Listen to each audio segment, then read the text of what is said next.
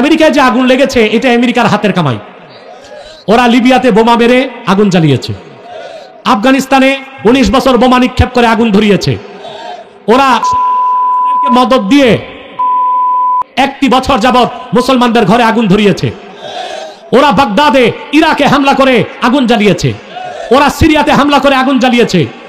50 বছরে যত মুসলমানদের যত দেশে আগুন ধরিয়েছে, আল্লাহ তাআলা ক্যালিফোর্নিয়াতে 100 গুণ শক্তি বাড়ায়া সে আগুন ধরায় দিছে। এই কয়েকদিনে ওদের 1.5 লক্ষ বাড়ি পুড়ে ছাই। 1 বছরে আমেরিকা $2200 কোটি, আর আগুনে তাদের পুড়ে গেছে এখন পর্যন্ত $8,500 কোটি। আমি বলেছি ক্যালিফোর্নিয়া, লস অ্যাঞ্জেলসের আগুন হোয়াইট হাউস পর্যন্ত যাবে ইনশাআল্লাহ। আমেরিকার বাঁচার একটাই উপায়, ডিলিট করতে হবে,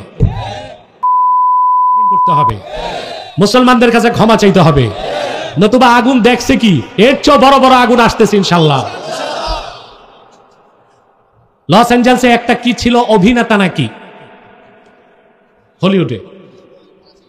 হলিউড পাড়াতে একটা কি ছিল, তাদের সিনেমা করত, নায়ক নাকি, সে ফিলিস্তিনে হামলার পর বলেছিল আমেরিকার উচিত ফিলিস্তিনকে ম্যাসাকার করে দেওয়া। টক অফ দ্য ওয়ার্ল্ড, আপনার ভিডিও দেখেছেন, সেই নায়কের বাড়ি পুড়ে ছাই, রাস্তায় সে ঘুরতেছে বউ বাচ্চা নিয়ে, রিলিফের খানার জন্য সিরিয়াল ধরবে এখন। আল্লাহ ছেড়ে দেন, আল্লাহ ছাড় দেন, ছেড়ে দেন না।